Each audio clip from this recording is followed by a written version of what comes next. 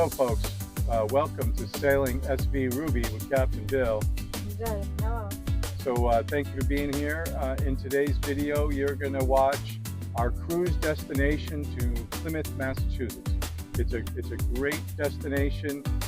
If you're sailing the south coast of Massachusetts, make sure you include Plymouth, Massachusetts as a destination. You won't regret it. Thanks for watching. Please make sure you watch it to the end. We always put good pictures at the end. Okay folks, enjoy.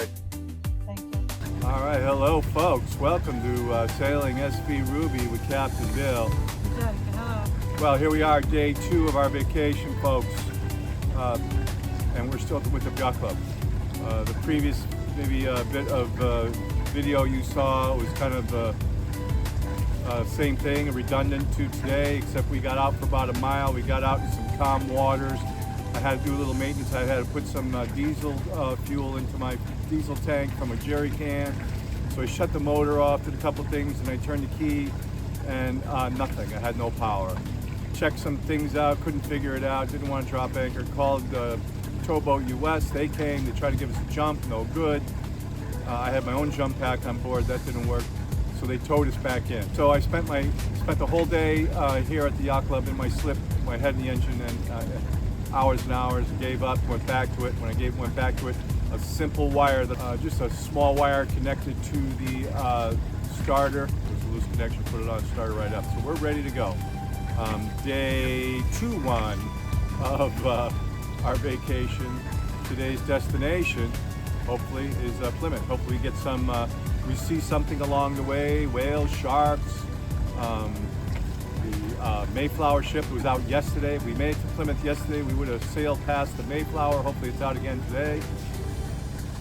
Let's try again now. We're going to Plymouth today. All right. Thanks.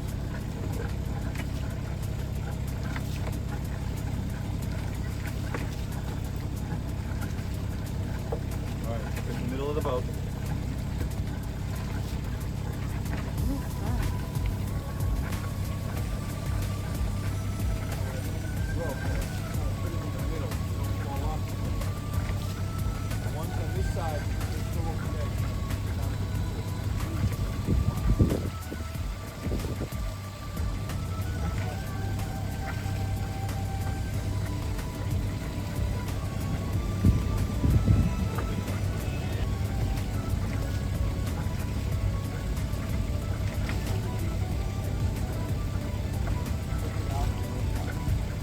As soon as I'm standing at the wheel, lift that off.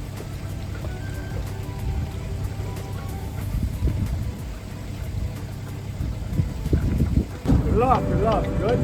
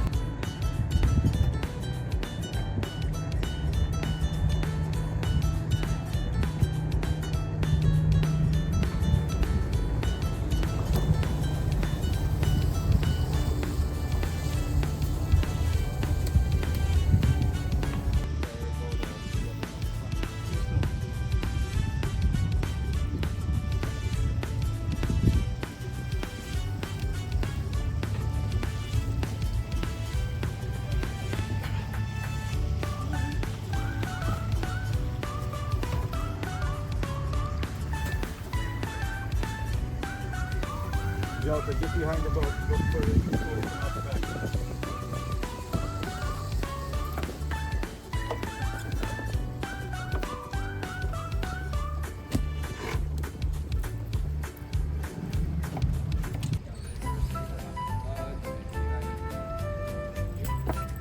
Start drifting Yeah. a little bit. It's too late. It's done. Thank you, guys.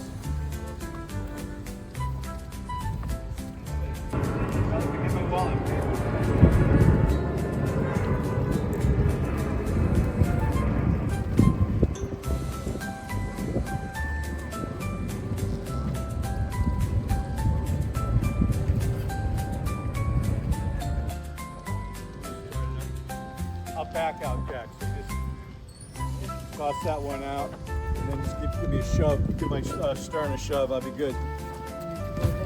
No. Yeah, go up there. Make sure no ropes are. I'm sorry.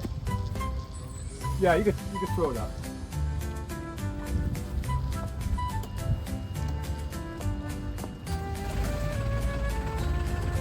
Up here in the back end. Yeah. If you back up, you're getting close. So. All right.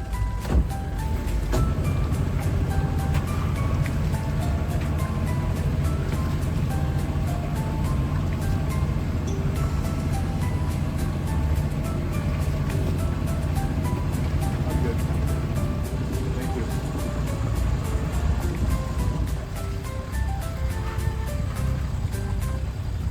On my way.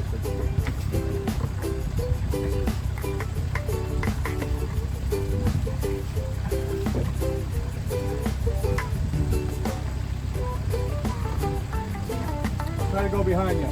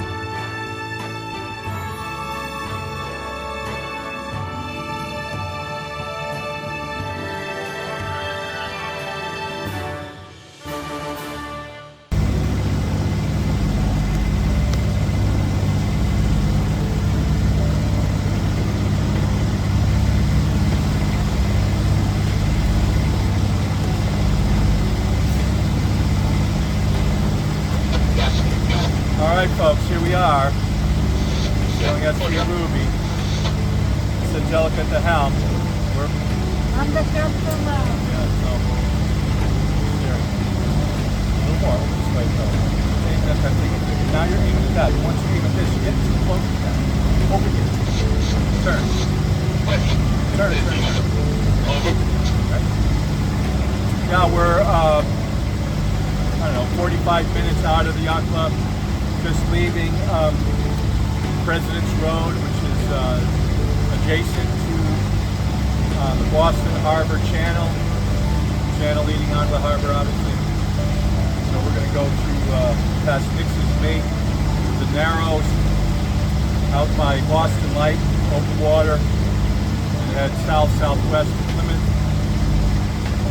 Happens to be National Lighthouse Day, and Boston Light, which we'll go by and take videos of, was the first light. It was a federal grant that was done a couple hundred years ago to build lighthouses around the country for navigation, obviously. So it's kind of novel, it's kind of nice. So we'll try to capture some nice videos of lighthouses as we pass. We pass 3 major lighthouses: Graves Light, Boston Light, and Minus Light. Minus Light is off of Cohasset. So there we go. And again, anything happens in between now and then, we'll capture it.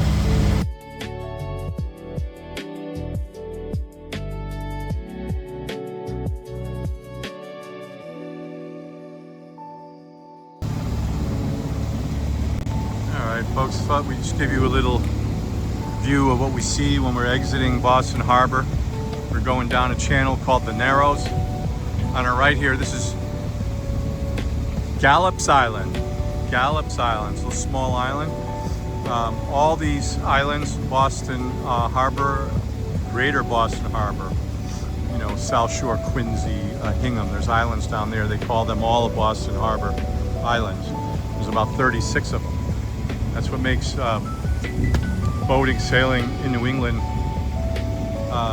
pretty interesting and a lot of eye candy. We already passed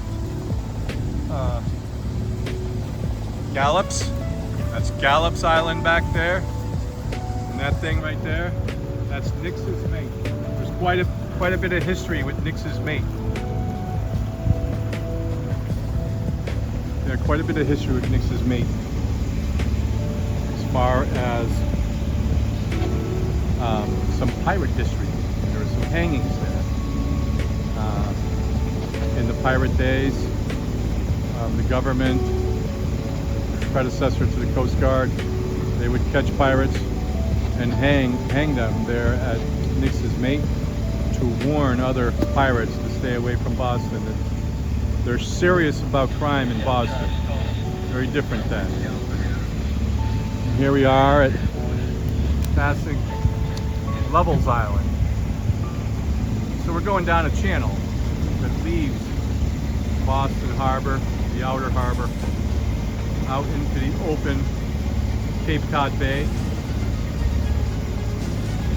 Cape Cod Bay is pretty large. It's horseshoe shaped, where the opening of the horseshoe facing northerly direction, northeast and northeast. So the whole east, southeast, south, southwest, west is kind of wrapped around by land, most of which is South Shore of Massachusetts. Very nice towns, very nice towns to live in. Terrible commute into the city, other than commuter boats. Here we have a lobsterman. There's a lot of people working the boats, making a living on the water in the summer. Boston.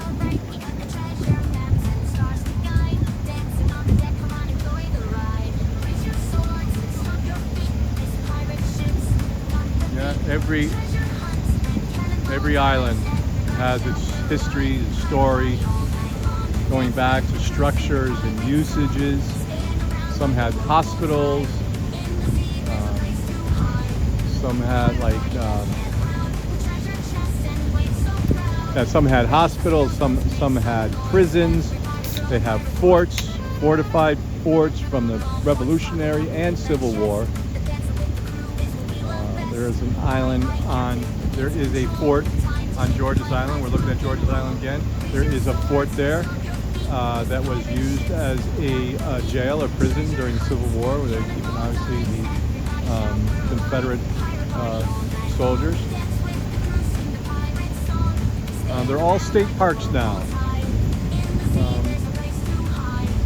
Underfunded as usual,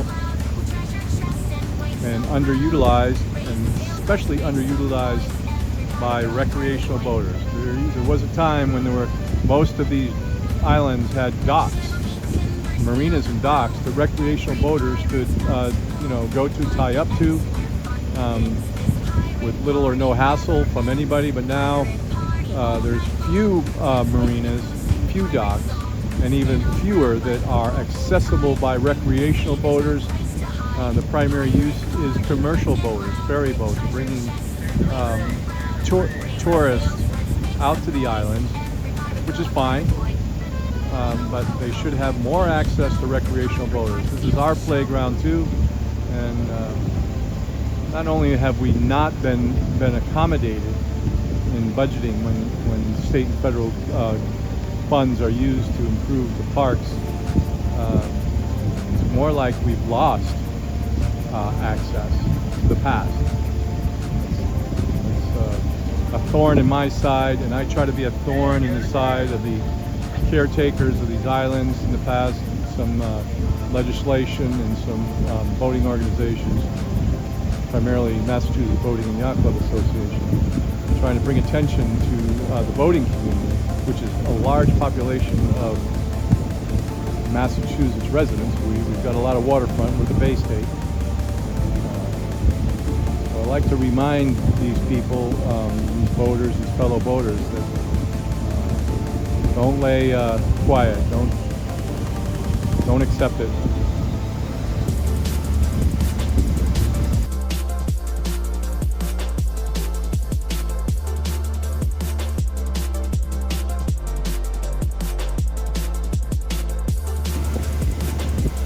Here's Levels Island, folks. Okay, there is a dock there. And again, like I mentioned earlier, recreational boaters, sailboat or powerboat, they're not officially allowed to go there unless it's an emergency. Kayaks can go there, of course. Kayaks can go to shore. But there's harbor ferries that drop people off. You can actually camp on some of the islands. There's rules and instructions on the website, state websites for the islands, which islands are campable and what you need to do. You need to get a permit or something to camp, and the rules and regulations of each island.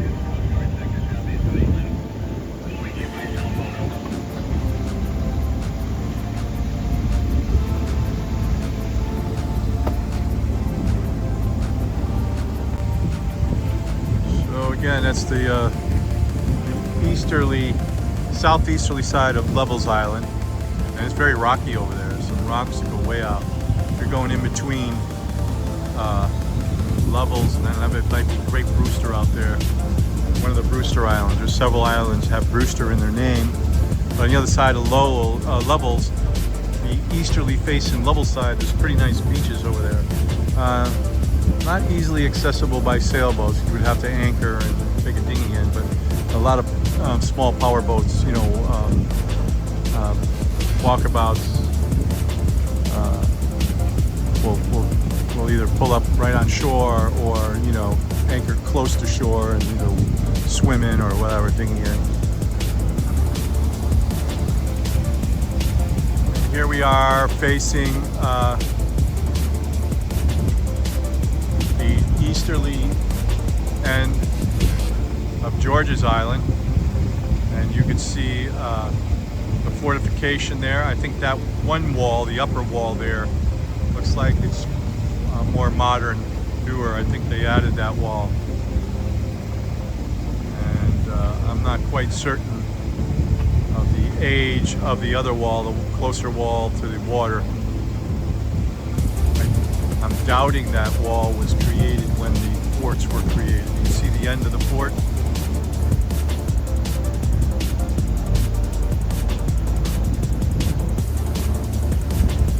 forget the name of that island. I don't know if that's Fort Warren or I have to look that up. I will. If you ever get the opportunity, Google search Boston Harbor Islands. There's a state website kind of geared toward tourists and you know, with the history of every single island, again the use of each island, but delve into each island and learn some of the history. It's very deep, very interesting. That body of water over there, that is Hull, Massachusetts. It's a peninsula.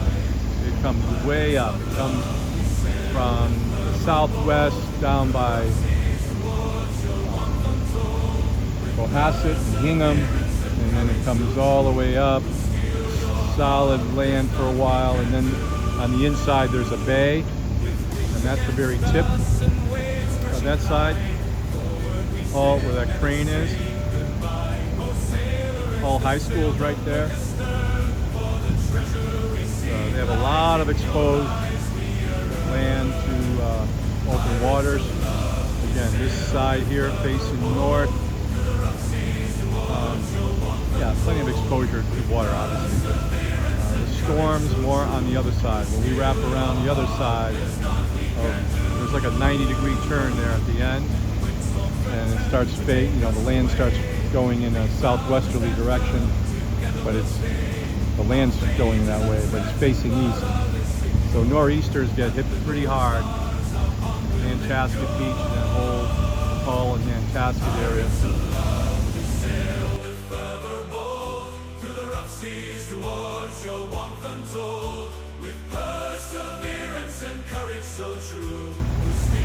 That's the lighthouse day.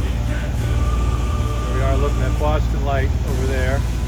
I'll get a closer look. We'll get a little closer to it before we head away from it, southwesterly direction.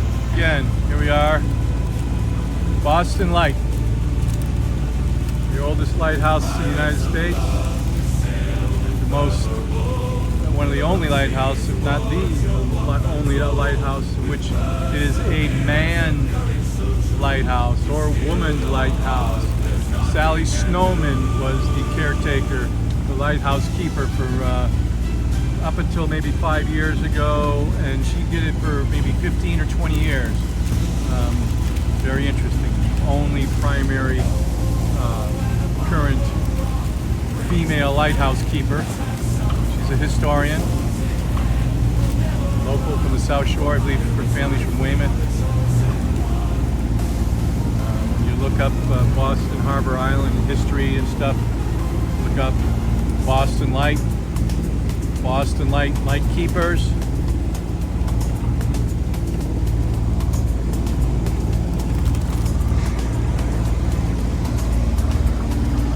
It's a working day. It's Thursday. Fishing boats everywhere.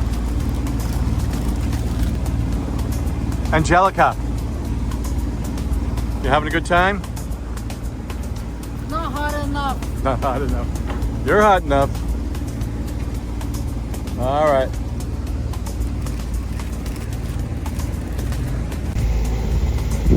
All right, folks. That is Minot's Light. Minot's Light. It is off of Cohasset, Massachusetts.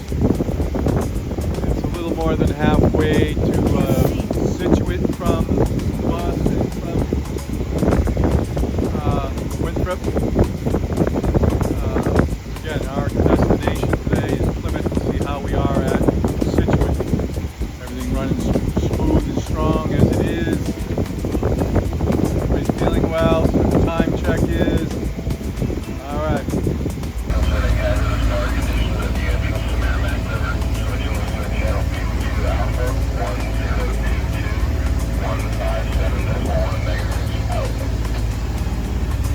All right, folks. folks. We've been doing a lot of motoring today. And this last leg of turning, turning southwest into Plymouth Harbor. We were able to put up the jib sail. The wind had been on the nose all day. We left Winthrop Boston Harbor around 10 o'clock. It is 3:45 and we have at least an hour and a half to get into the inner Plymouth Harbor. So when we make that more of a turn to the west, we're going to even have better wind in this jib sail. I'm struggling to keep the boat and the tack together. The course to get us into Plymouth. Follow my tracks from previous time on the smaller, older GPS. I have not been into Plymouth with the B&G. That's why there's no breadcrumbs from previous trips in. And you can see that we are a distance off the shore. We are a good 3 to 5 miles, so let's call it 4 miles offshore. Pretty much had that distance all the way from Minot Light to now, and now we're heading towards land, towards Plymouth. If you've never been into Plymouth, Mass by boat before, it's a long way in on going from the Cape Cod Bay into the outer entrance, but then it's a long run along South South Marshfield and North Plymouth. So it's a long run. Maybe we'll put the camera up. It's a nice shoreline that we pass. Kind of a wide channel, harbor entrance. Go for quite a while. And then dog legs, 90 degrees to the left. Final leg into the inner harbor. And we're going to check out the anchorage. By green can number 19 right behind that, there's the only anchorage in Plymouth. We've seen people anchor there before, haven't done it ourselves. Brand new anchor, brand new windlass. For the first time we'll be messing with that. Hopefully it'll go smooth, but first time, we'll probably have a couple of hiccups. We're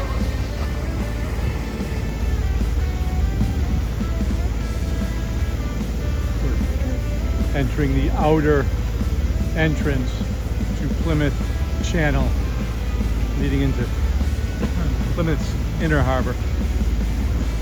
See off in the distance, that's the Plymouth nuclear plant that is closed at least 4 or 5 years now, if not more.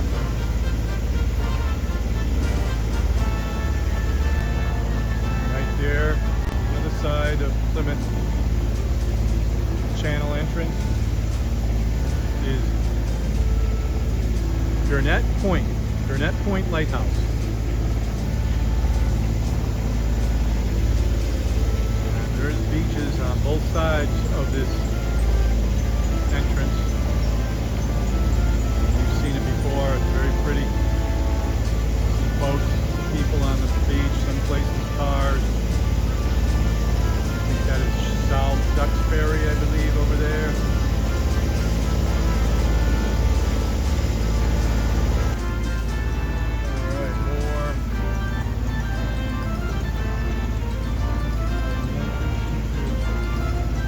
Plymouth, that's called Blackfish Neck, and Fort Standish over there, so it must be a fort. Miles Standish, Pilgrim, American history.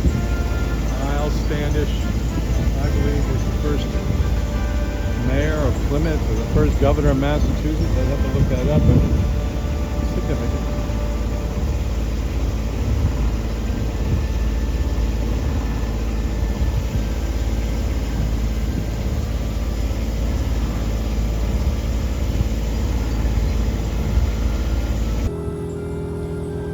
how are you enjoying your trip so far? How was it? How was your first day? How was your first sail down? I got sick. How did we have the sails up? No, How come? no wind. Good girl. You like wind? Huh? You like wind? No. Hey,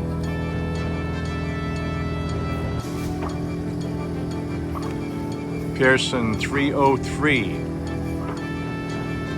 Looks like a, no, late 70s, early 80s vintage, kind of like Ruby. I would say 82, 83, somewhere around there. Looking at the whole design. I'll give you a 360 panoramic view of our view from the anchorage here in Plymouth, Massachusetts, Plymouth Harbor. I don't know what you call this. It's not the inner harbor, it's not the way outer harbor, it's like the mid harbor, I guess.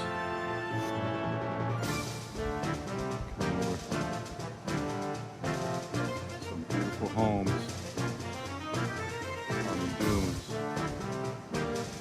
I don't believe that you can purchase and build there anymore. I think environmental rules and laws prevent people from building houses like those that are there now.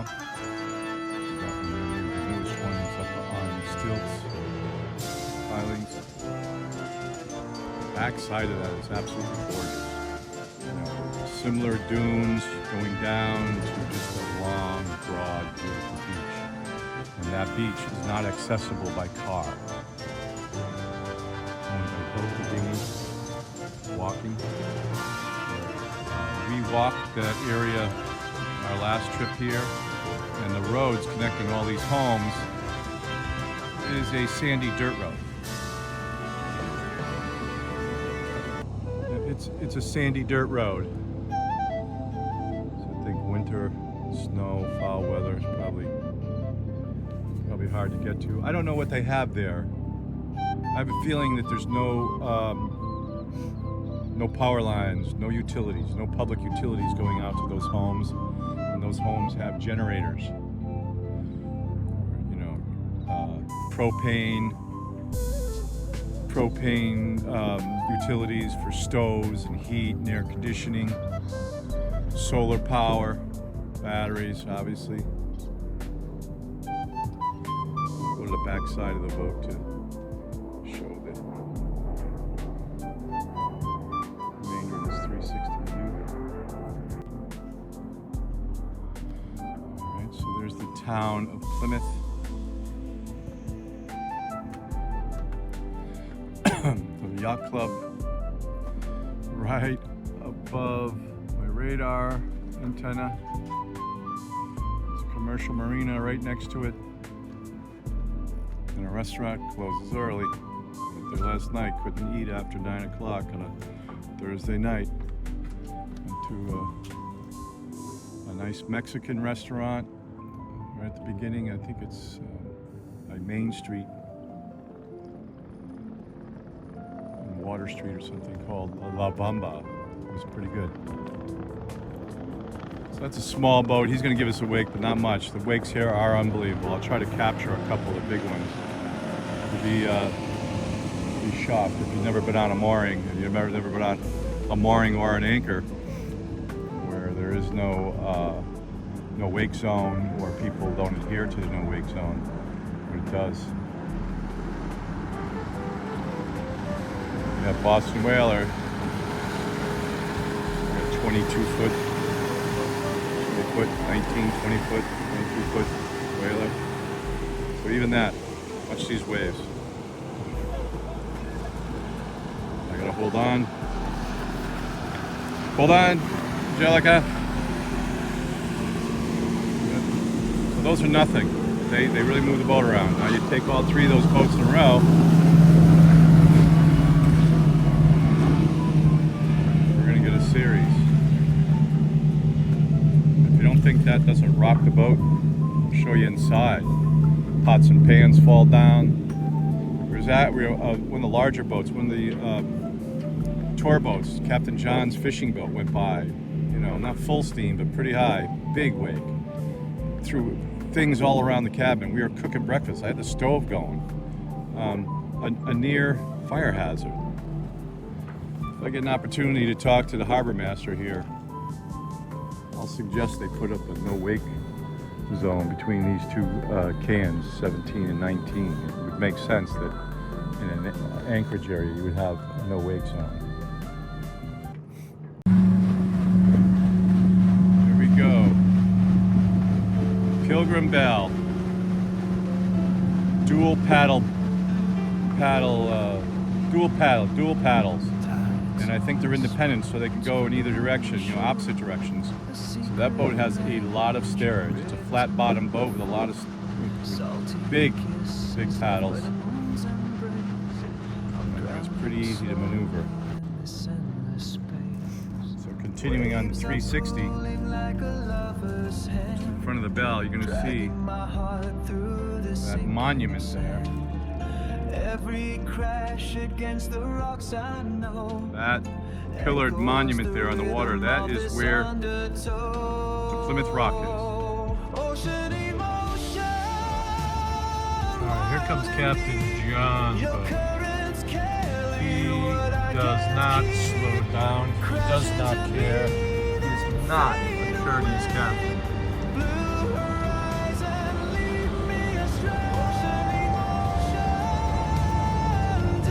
Hey, Captain, how about the wig? How about the wig? My breath. Watch this. So that boat goes through it. There it comes for us. Thankfully, it's on our transom, not broadside as it has been, depending on the winds. Seagulls cry like broken violin strings, a melancholy tune. That the water sings, my footprints vanish where the breakers roll, like all the promises you left before. Okay, folks, we are walking to the beach. We took a dinghy ride in Plymouth Inner Harbor to the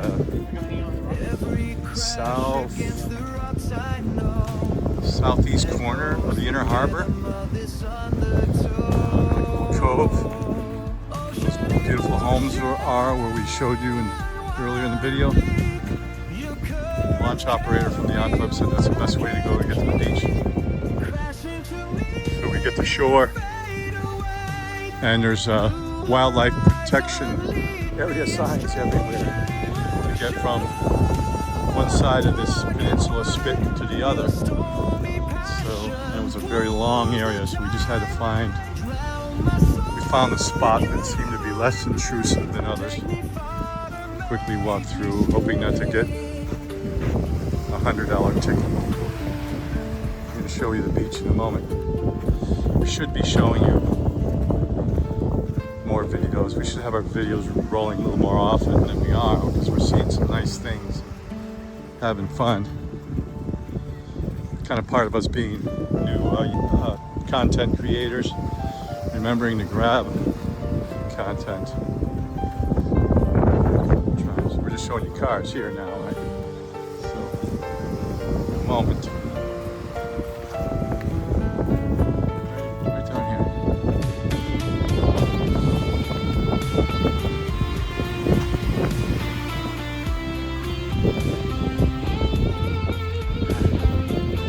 Looks like the tide is going out. Really up on shore. Tide's going out. That means the dinghy's going to be on high ground pretty soon.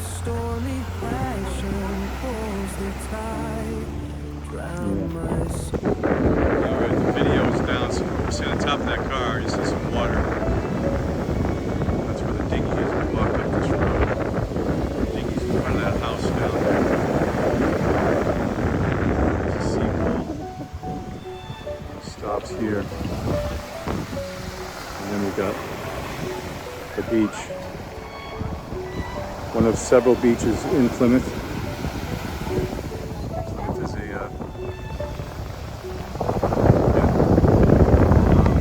from a nature point of view, from a natural resources and beauty, Plymouth is hard to beat. But this is also kind of how it is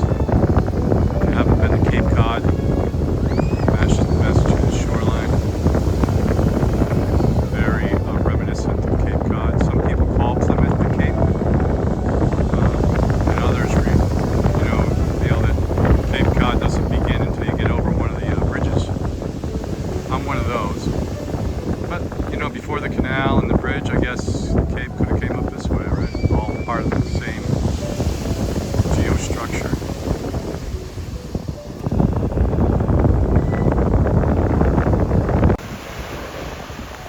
So we know that the Mayflower, the replica of the Mayflower 2, is out at sea.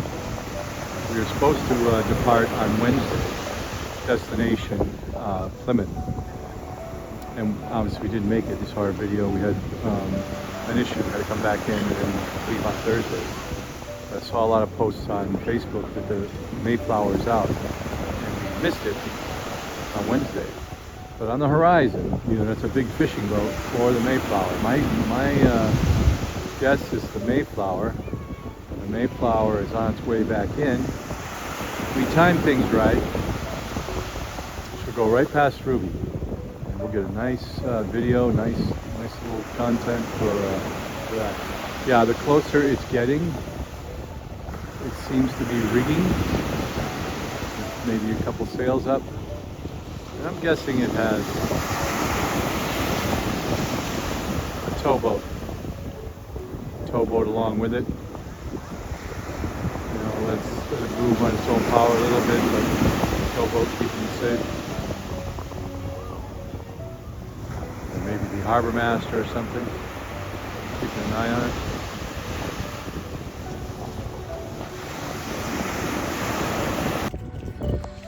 Very exciting.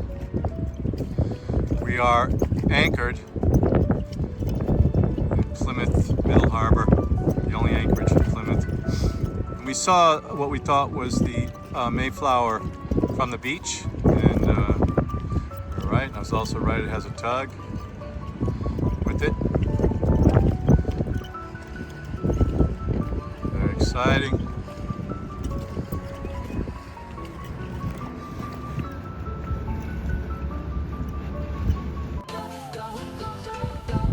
Okay folks, this vessel next to us, I think it says Visitor Tales, little catchy name.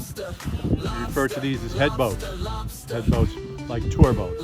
You know, they're in all the tourist, harbor tourist destinations, and they get out as many people as they can get on board as they're allowed to, as many days as possible during the short summer to make a decent profit.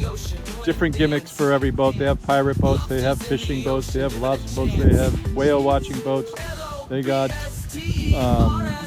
midnight cruises, they've got sunset cruises, they got full moon cruises, they got star watching cruises. You got the point. They got a boat for everything. So this one came out here. They have a bunch of families, kids and parents on there, probably telling them a little bit of Plymouth nautical history here, which is fun and entertaining for kids. They're acting like pirates for the day. We just had the Mayflower pass us from behind. Opportunities of the summer to have the Mayflower pass you past your stern at about 100 yards away.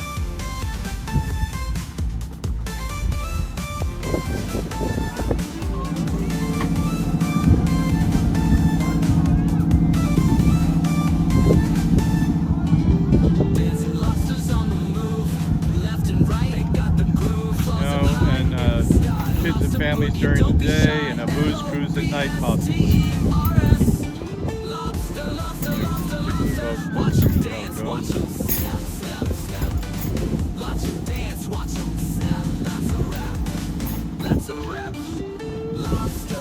Just doing a little test here. Captain Bill's little test.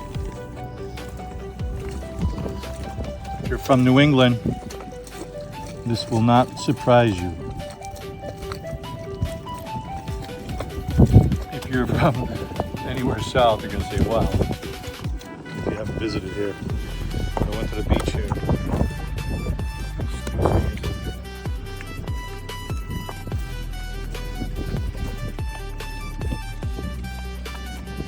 Alright, that is the surface temperature here in Plymouth.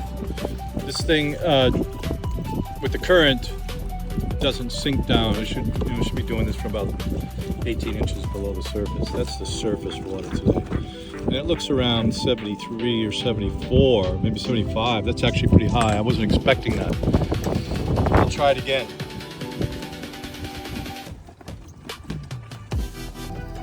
All right, same thing again. Maybe I didn't give it enough time to cool down. When I dropped this plastic, cheapo plastic thermometer, it's a swimming pool thermometer. When I drop it in, it just kind of floats with the current and comes up towards the top. So at least at the surface on a hot day, if the sun's shining all day, that's what it is. I'm sure it's 4 or 5 degrees below that.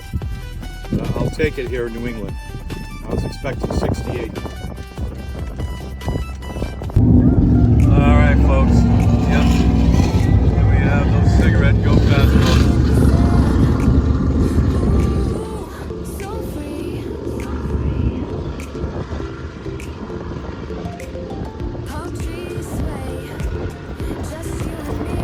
You're gonna have a lot of money to throw away in a boat like that.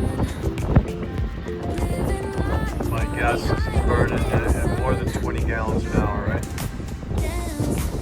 Say he's burning 25 gallons an hour.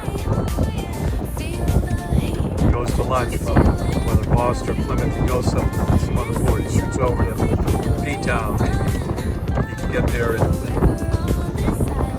45 minutes, right? Burning 20 gallons an hour, that's almost 2 hours of boating. 40 gallons, around $4 or $5 a gallon. To go have a $100 lunch.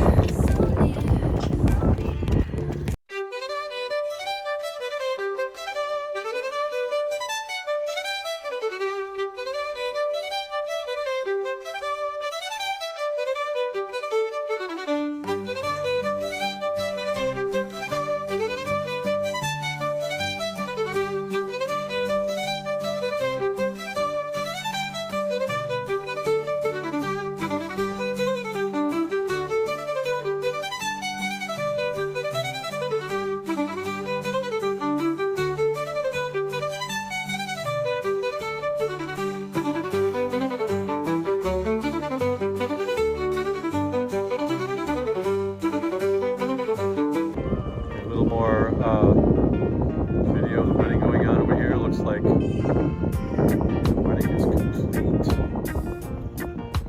already. And they got a photographer up top taking pictures. Family, bride, groom, whoever. Very nice. What a perfect day.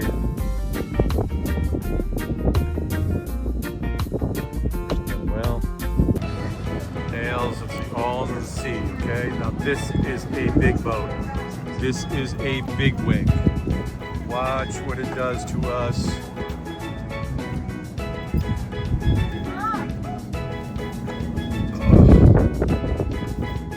Kind of hit it just right, that one from behind. So we just bobbed up and down. It's better. It's better when it hits you either on the stern or the bow. The boat takes it a little better. If you take it broadside, it really knocks you around. Alright, folks. It's Saturday morning, August 9th. Plymouth Middle Harbor here. That's what I'm calling it. Sailboat US. Some small boats going in and out, some larger ones too. It's just around 9 o'clock. And this is what it looks. This is what our view is like. This is why people love boating, cruising, especially cruising the different ports. Travel. Do this up and down the East Coast. Ruby's small. Sometimes wonder, could we do it? In a 30-foot Catalina. Let us know. It was wicked salty a few years ago. They stopped making videos 2 or 3 years ago. A young couple had a Catalina 30 and they went down to the Bahamas. They were very inspiring for us. He ended up joining the Coast Guard. They got married towards the end of their YouTube series. they come back. Both very nice, interesting, adventurous. And have a lot of more knowledge. He already was a very knowledgeable sailor.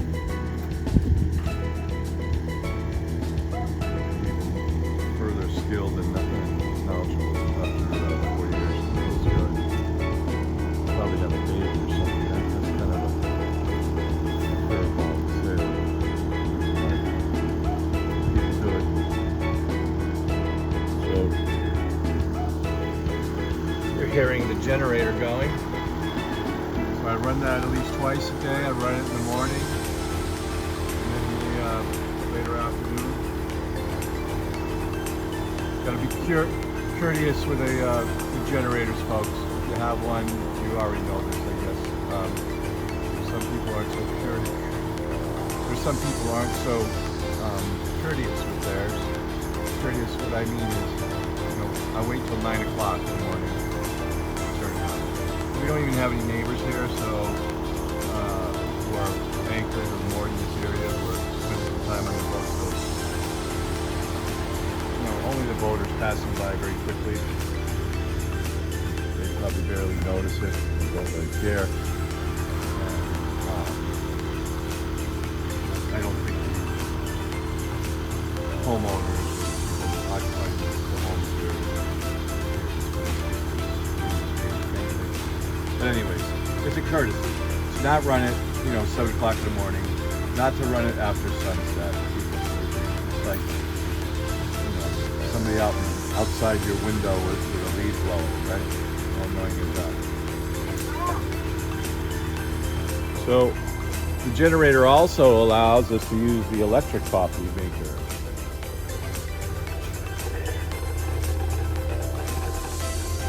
It's brewing. Captain Bill's going to get on that grill pretty soon. That's the electric.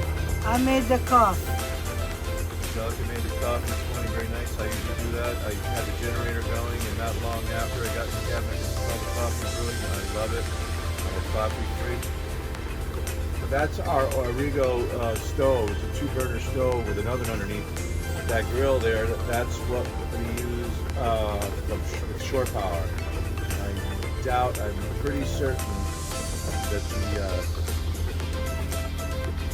pretty certain that the generator won't handle that. When generators don't work, they stall out. They're overstressed, they stall out. So we got the coffee maker going now. What I'm going to do is put on the hot water heater. I don't know if you need hot water today though? I'll make it. I'm going to hit the button for the hot water heater. You'll hear the difference. You'll hear the difference in the generator when I hear it hit.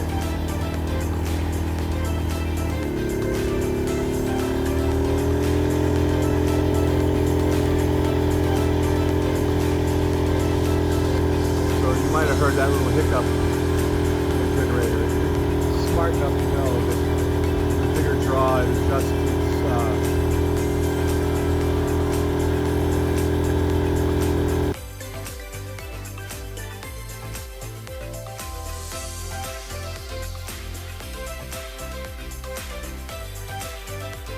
I put on the hot water heater with the coffee maker, and the alternator kind of revved up, and it kind of almost sputtered out here. I put the choke all in, it's reset button.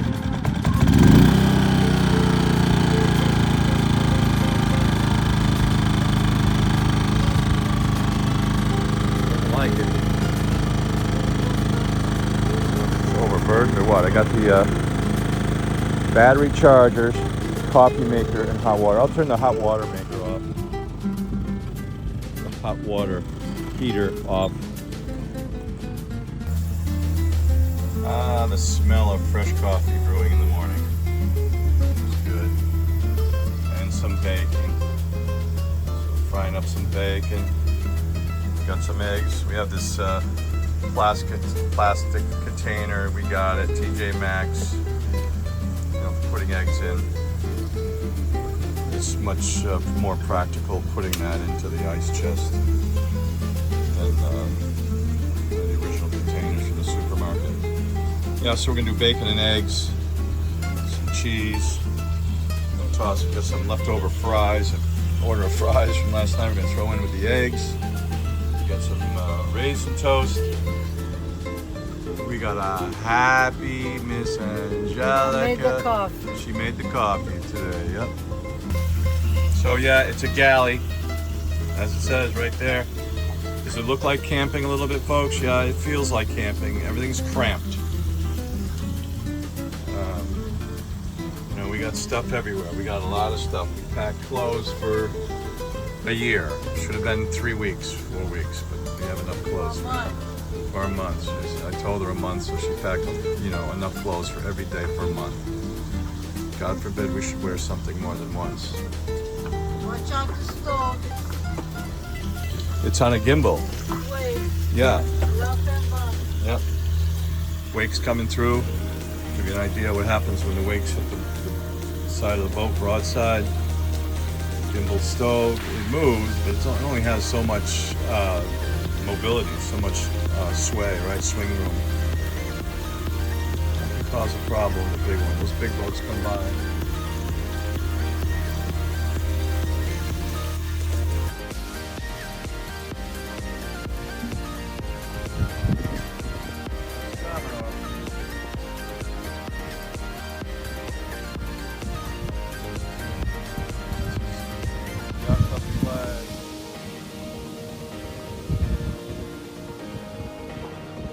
Past Commodore,